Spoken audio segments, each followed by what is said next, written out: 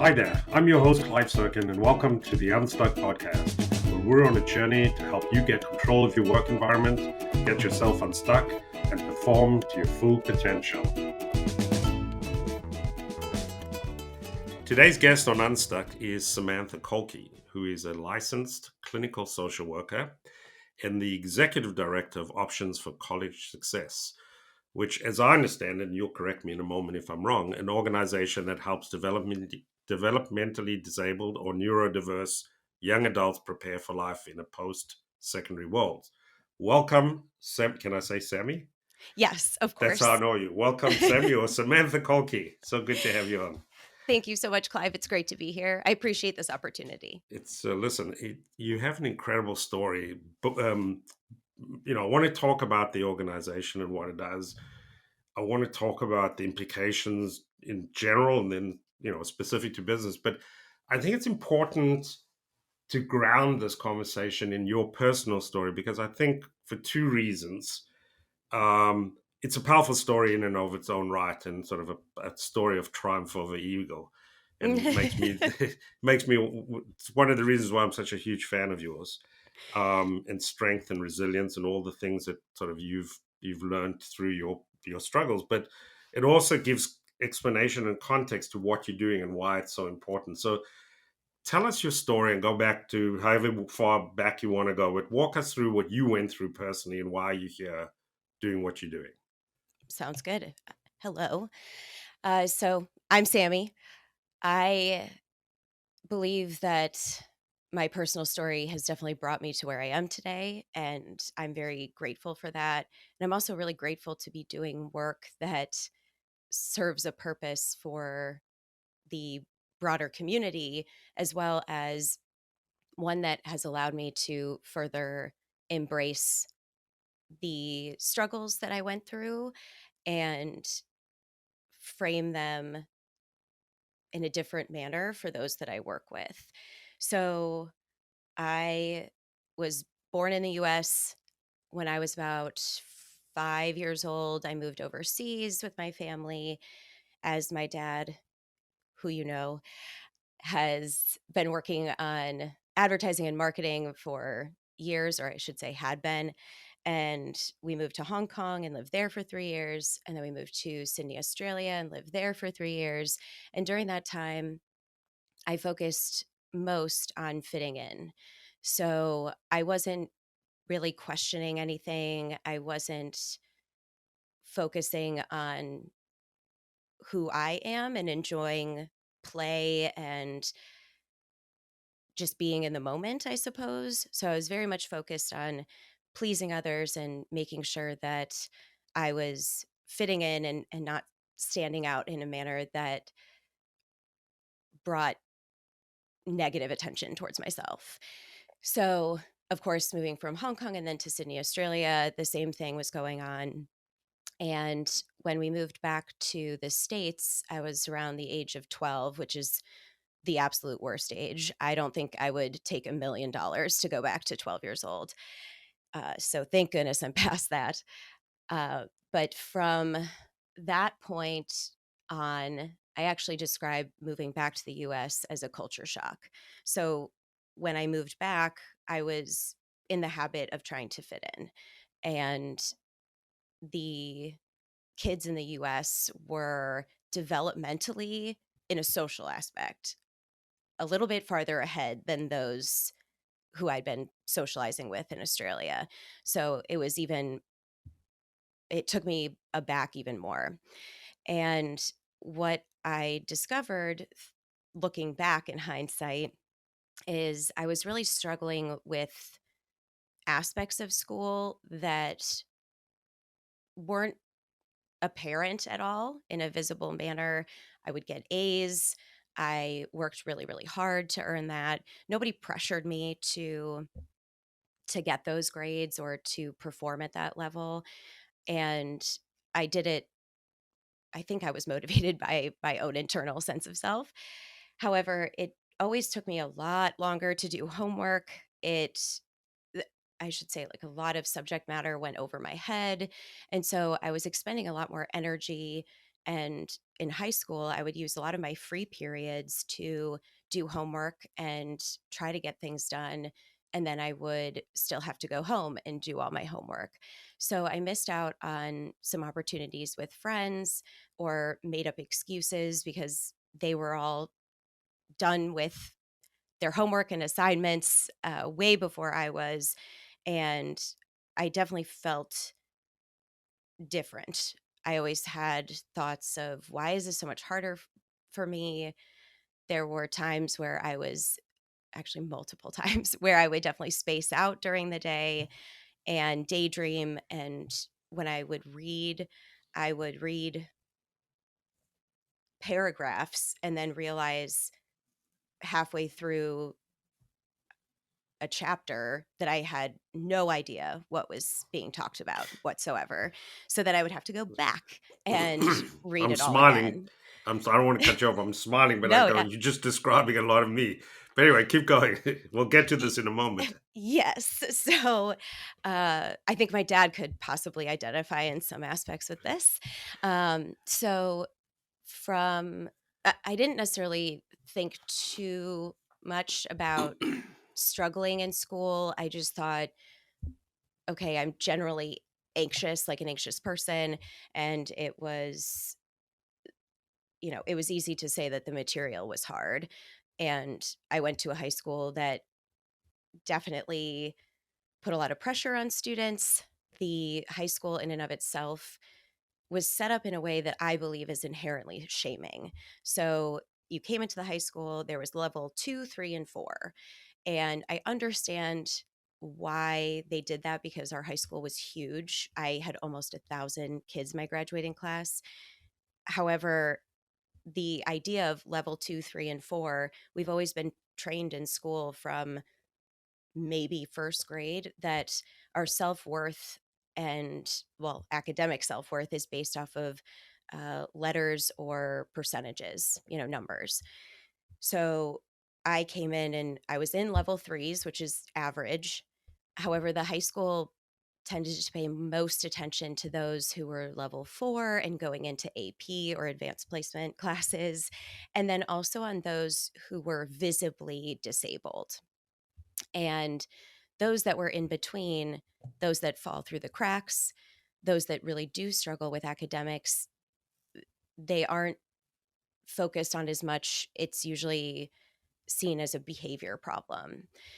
So, because I didn't want to be a behavior problem kid and had been trying to please everybody my whole entire life, I wasn't there was no attention being drawn to me. And because I also got really good grades, again, there was no attention in a negative way drawn to that. And of course, my parents wouldn't know because I was covering that up, like, oh no, I got it. This is fine. Which And adds a level of angst and crisis, yes, right? absolutely. So that's a perfect segue into my sophomore year in high school. I remember being in bed one morning and, oh no, it was actually in the evening, sorry. And I couldn't stop crying. So I was just crying and crying for like 45 minutes straight. And my parents must have heard me or something like that. And I remember I was like, I don't want to go to school. I really don't want to go to school. And there was nothing there. Like I wasn't being bullied. I had multiple groups of friends. Um, I was performing well in school, but that was it. I was performing well. And there was a lot of, well, currently there's this term of masking, and there has been that term, and it's associated mainly with autistic individuals. I also believe that those who are neurodivergent mask a lot, and I can go into that further. But I was exhausted from masking and trying to be this person that I thought everybody was easily able to do or to be. So my parents were, I think, a little taken aback, like, what is happening to our daughter? And I don't blame them. Uh, Fortunately, they allowed me to stay home that day, which I'm very grateful for because it could have, I was already having extreme anxiety at that point. So after that, my parents got me into therapy, and I didn't quite understand what therapy involved. I would get anxious because I thought I was supposed to walk in knowing exactly what to talk about and always have something to talk about. And so I didn't allow myself to make therapy a safe space, which is obviously what it should be. Anyway, I had been in therapy pretty much since sophomore year and ongoing. And I do think therapy is very, very helpful when you find the right therapist for you. I was diagnosed with a variety of mental health issues, generalized anxiety disorder, depression, at one point, even bipolar disorder type 2, because I would have what I call meltdowns. So, people may be familiar with a 2-year-old having a tantrum. This was like, you know, someone in their late teens having a tantrum in a sense. And I hated how emotional I got, how upset I got, and of course the reactions that I got mainly from my parents is when this my meltdowns would happen in the safety of my home. And of course my parents were concerned about that, and so I went to a psychiatrist, and that's where I was diagnosed with that bipolar type 2 label. So I thought that that was even more shame, I think, that was brought on because there's so much stigma over bipolar disorder Well, so and there's so much something wrong with you. misunderstanding. Right. Something wrong with me. I'm bad. I'm wrong.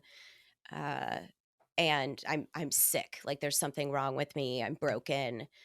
Uh, so it made me feel even more different, or ostracized in a way, um, internally, from the rest of the population or the rest of the people that I was around. So um, from there, when I was in college, I had a great time. I was away from the area in which I grew up on the North Shore of Chicago, and that was, I think, really helpful to be away from that much pressure, being able to find people that were accepting, and I could I could recreate my own story,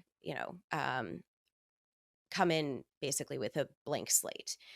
So, however, we're creatures of habit, and I still went in people pleasing and uh, wanting to appear, a certain way and not really showcase any struggles. And then when emotions would come up, or I would be having a near panic attack because of struggling to get certain work done, I was trying to hide that, which took even more like brain energy, is what I refer to it as. So when I graduated, and then I came home, I worked in my first job for a little over a year and 3 months. And I was actually let go from that job. And being fired from that job was incredibly traumatizing to me because also in the Confirms US, everything, right? yes, confirms everything. We're fans of identifying ourselves based off of our work.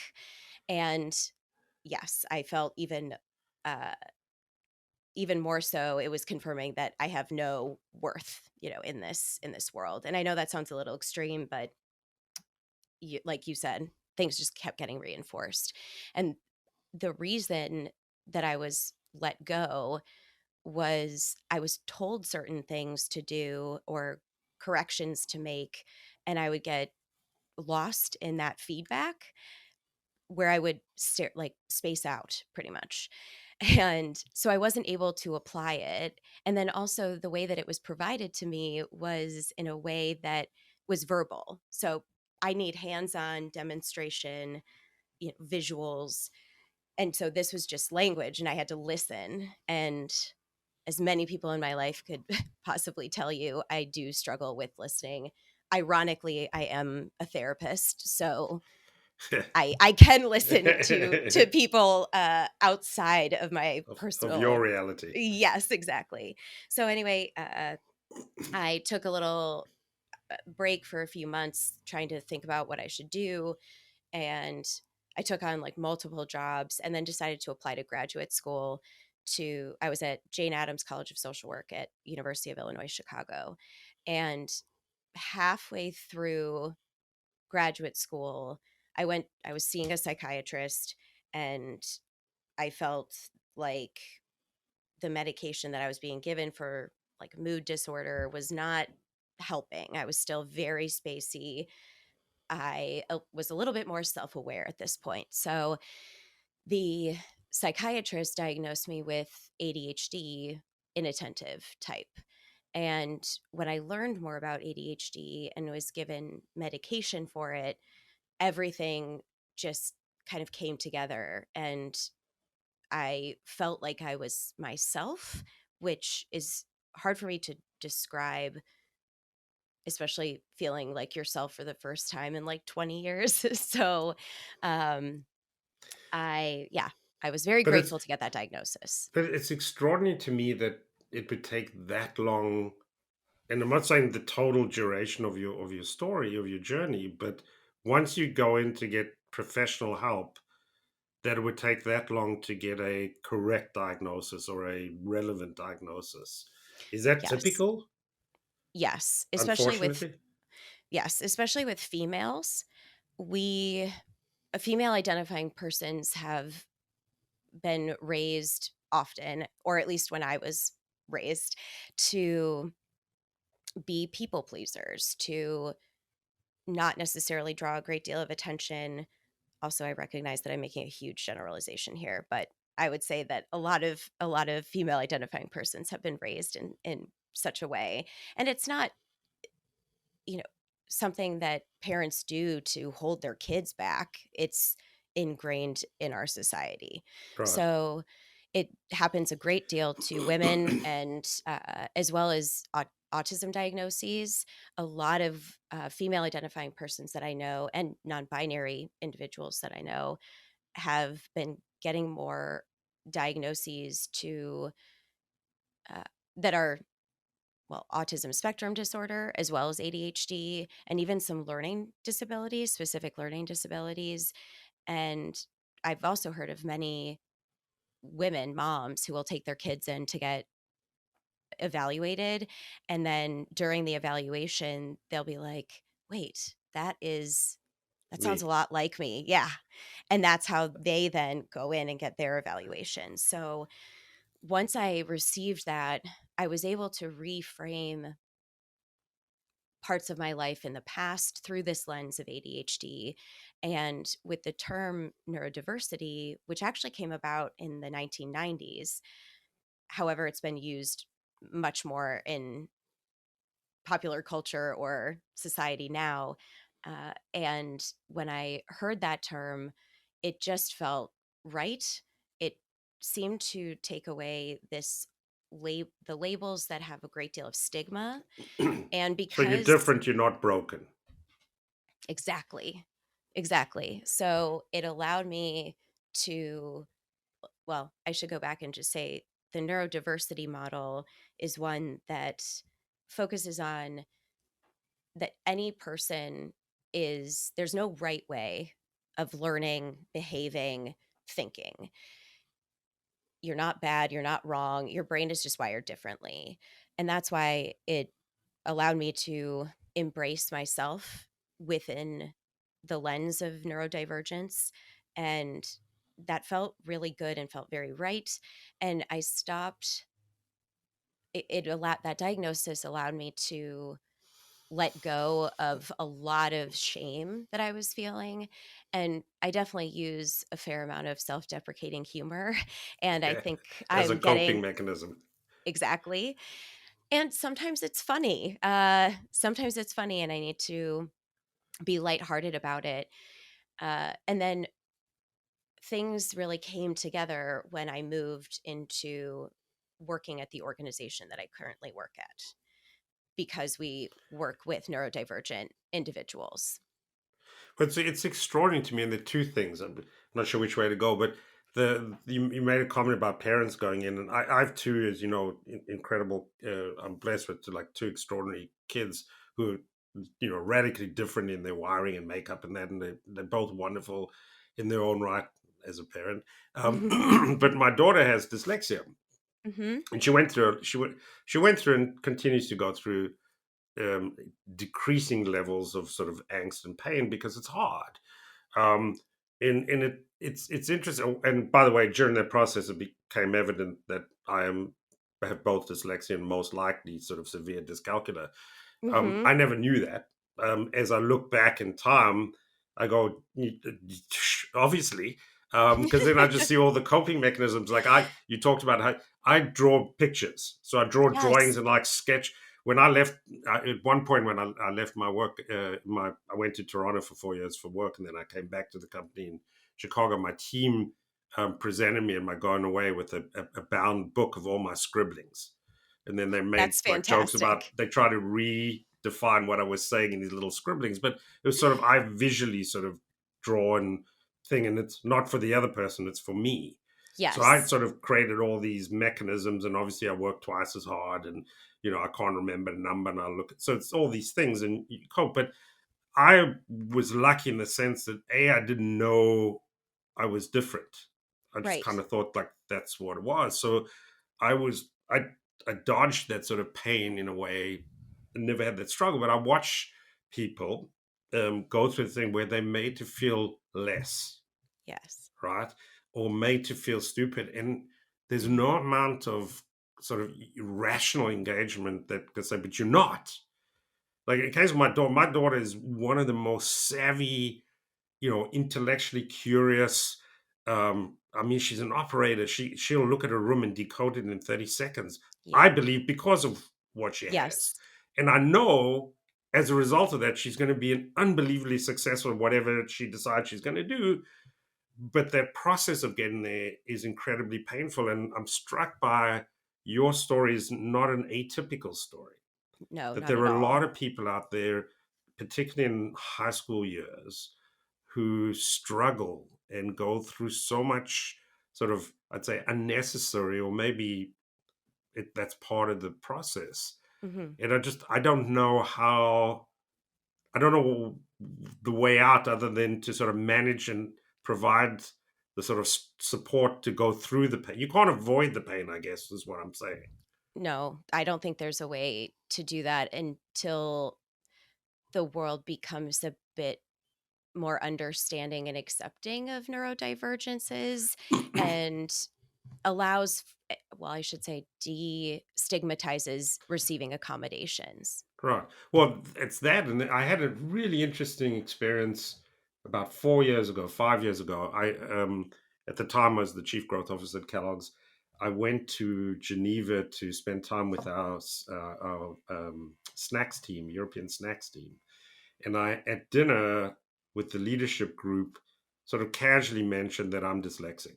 Mhm. Because I just as I see it, it's like one of the many nuances that describe the mess that I am. In the nicest possible way. As I'm inarticulate. I have dyslexia. I've got all these things that describe me. I don't view it as, and therefore I'm less. It's another explanation of who I am. And so I was Mhm. just casually talking about it, and we moved on.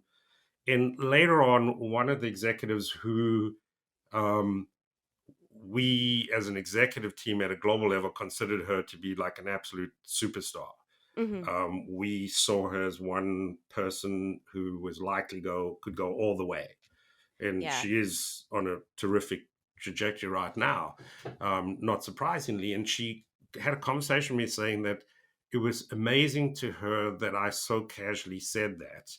And Yeah. by the way, she's dyslexic, and she'd been suppressing that and too embarrassed to say that she was, because of like a fear of what the expectation was. And interesting, she sent me a note the other day, which it was so touching to me, just reiterating that experience, and it just blew my mind. Like it Yeah. absolutely, like who cares? Like I could care less. If I anything, know. I'd like more dyslexic people around me, not to Yes. validate me, because I think they bring a different perspective. And to be honest with you, the first time I heard of the term neurodivergent um, was when I started researching you. So I'm Oh, ashamed to say I had never heard of this term, and I love it because it doesn't name and shame; it names and explains in a way. It says yes. this, and I've never been one for terminology. I was kind of like I'm not a as it not nuanced. So it's just like, let's not dance around terminology. It is what it is. But I think it's Right. important. Yes. There is something to the fact that you have a name for it, right? And I agree with you about the fantastic nature of that word and how it takes away the disordered part of it. And I appreciate you sharing your neurodivergence in a way, in such a casual way, because that's how other people feel comfortable, and there is vulnerability to it. However, when we say it in just a matter of fact manner, that there is it's accepted. There's you are stating it in a manner that is very just straightforward, and this is fact, and that there's nothing wrong with it. There is something to be said about, I think, when you were growing up, and then my dad too. I'm Yeah, equating us you two old because people. I was just going to say I'm equating you two because you are around the same age. I'm not trying to be an asshole. Um when Seasoned. seasoned, I like that.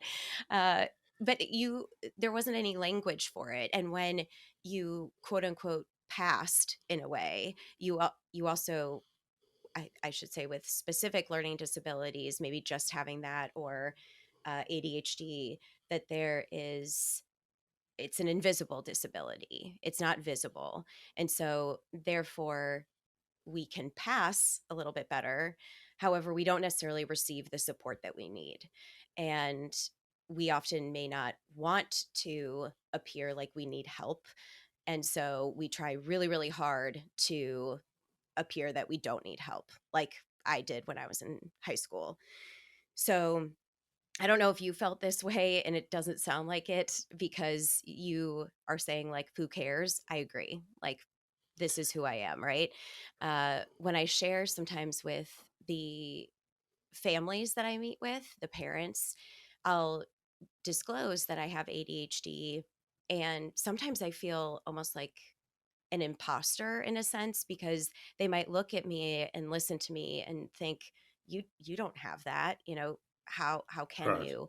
And that's what I mean. It's so invisible, and there's so many nuances and layers to this that you should see what a mess I can be behind the scenes at Right. work, or at home, where you're like, how can she do this one thing, but can't remember to take out the garbage, when it's clearly piled up, for Right. example. So, But it's interesting, and I want to translate it to the workplace, because the reason I'm passionate about this is uh, there's a very good friend of mine, an ex-colleague of mine, Pete Alkamara. He's my first guest on this series, and he used to have this formula, which is innovation. The equation of innovation is I equals S to the power of D divided by F, which mhm, is I innovation equals stimulus exponentially expanded by diversity divided by fear.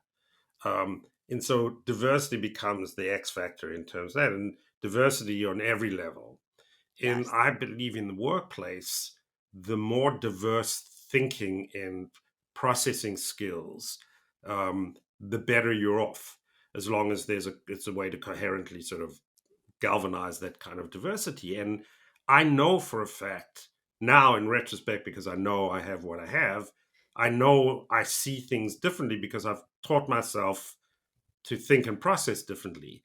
yes, And I was in a conversation last week, and we were talking about corporate culture as a nonprofit I'm on the board of, and there was some comment which I'm going to adjust, because they talked about culture fit, okay, and they said, there's this, there are two terrible terms in the corporate world. One is executive presence, which basically is code language, behave the way I want you to behave, the same Yeah. as him, which is a massively destructive thing. And I always try to say, my wife gave me this term, develop your leadership voice.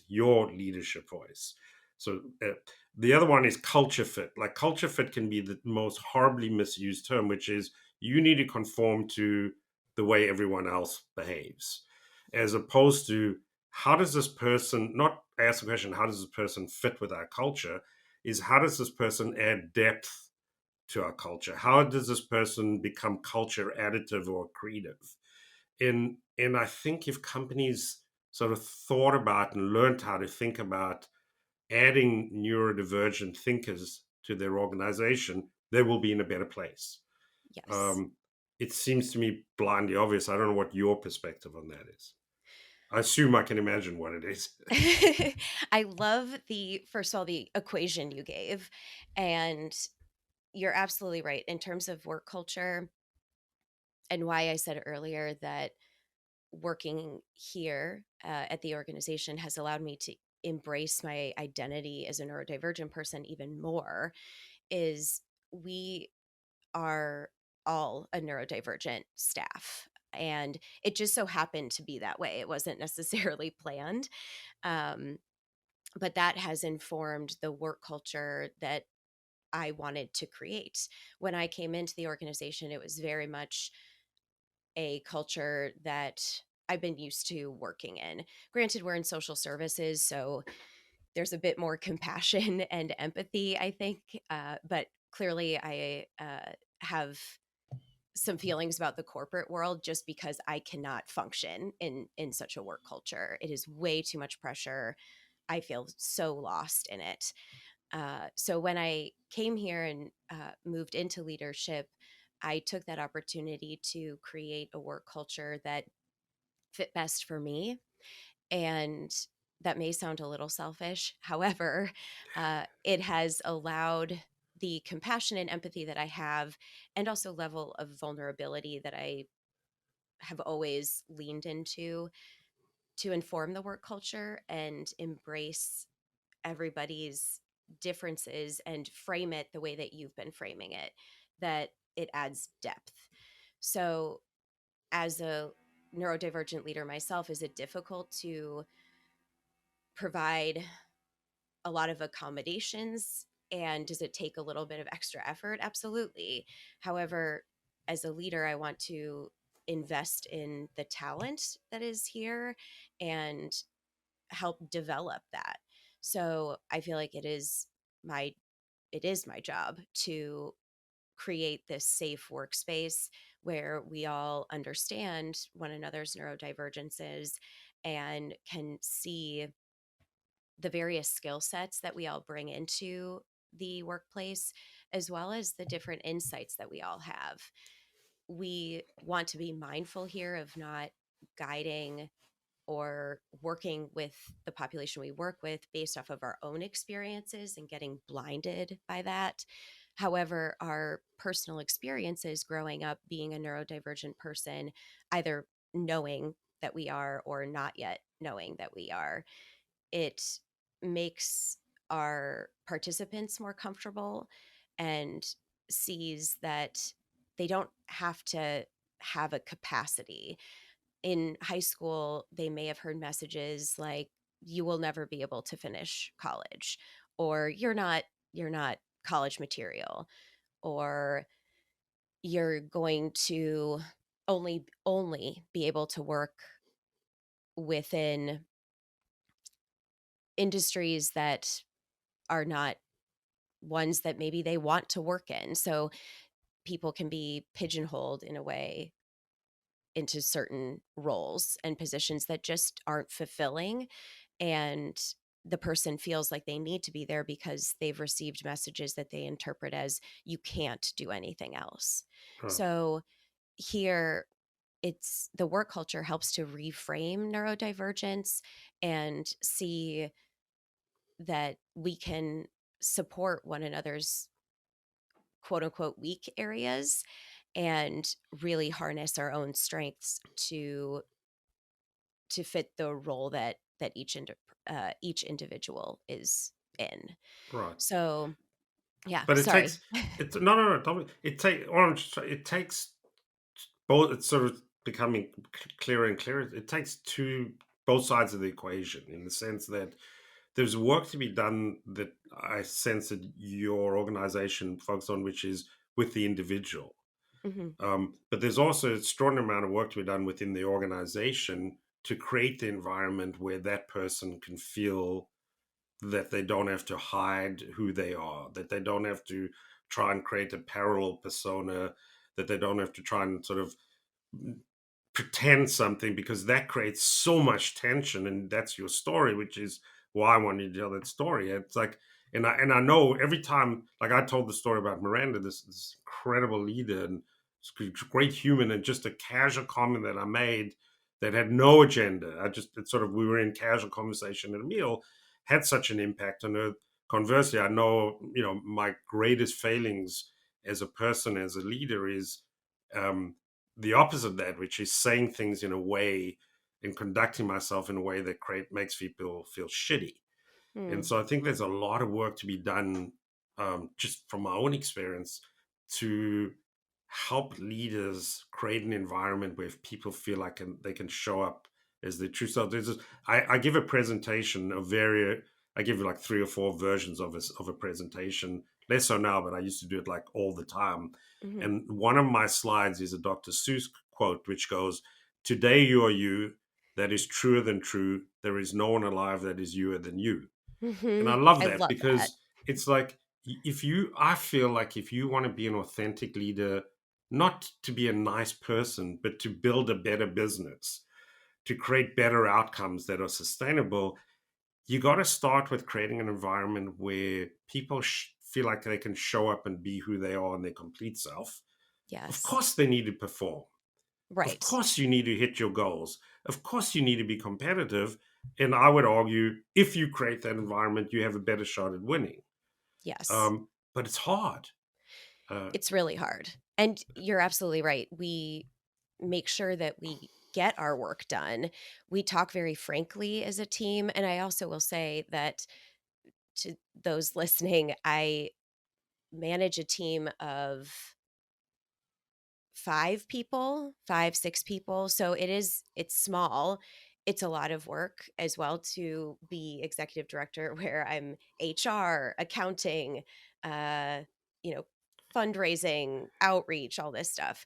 Uh, but it's been worth it because the team that I have now is incredible and they work beautifully together, even though we're all very different people. And we've also had to break our own habits and ways that we've been conditioned. So there's some personal learning along the way. And I know some people may argue against, bringing personal into the workspace. However, we our personal is how we help our participants best. But I will say that my experience has informed the approach that we use here at the organization with those that we serve, as well as our work culture, our hiring process, everything really. And this neurodiversity approach has allowed us to work with our participants to support them in hopefully letting go of some shame that's built up over the labels that they've received and then the generalizations or stereotypes that are placed on them. It also, again, like we've talked about the term neurodiversity, it reframes things so uh, there's less of a disorder to it and more just a matter of fact, like my brain is made up just and wired differently. right. It's who you are. Mhm. So options for colleague success. As a neurodivergent executive, I would just say an amazing organization. Um, if I wanted to get involved, how do I find you? So, options for college success can be found on our website, which is www.optionsforcollegesuccess.org. Yes, it's long. It's all spelled out. We Okay. have a great website and we made it accessible, and we actually made it dyslexic friendly. So my husband is severely dyslexic, and he carried a lot of shame around with that. And he's also one of the most intelligent people I know and would love to read. However, books were just not printed in a manner that allows him to read and not reinforce the shame that he has felt throughout his years. So the the organization and the dyslexic friendly and very accessible to neurodivergent people website is can be found at optionsforcollegesuccess.org. Outstanding. Listen, hey, thank you so much for making the time, for being so incredibly transparent about your story, because I think telling your story and stories like yours is a crucial part of normalizing, if that's the right word, but certainly making people who share in your story feel more comfortable, just feeling like they that's who they are, and that's cool. And Yeah. so it was, as always, a joy having you on, talking to you. You're doing Thanks, some Clive. wonderful things, and I hope that people who are listening to this would reach out to you and see how they could get involved and help you Absolutely. out. But you are awesome. Thank you. Thanks, Appreciate Clive. it, my friend. Can I add one thing? Of course. Okay. So I think for companies, just because I'm part of a very small nonprofit organization serving the disabled population, those who are in very different fields or not, there's a initiative called the Neurodiversity in the Workplace Roundtable. And there are so many companies that have joined that roundtable and have neurodiversity hiring initiatives. And I think everybody should look into that because there's a huge talent pool out there within the neurodivergent community. And you may overlook these people on paper, or these people, meaning myself, you may overlook them on paper. However, give them an opportunity, interview them in a way that fits their neurodivergence. So there may need to be adjustments in terms of how interviews go, but I think it's very much worth it. 100%. Thanks, Clive. This podcast was brought to you by Screen Dragon. We break down barriers, make work flow, and unlock talent. Visit screendragon.com to see our software in action.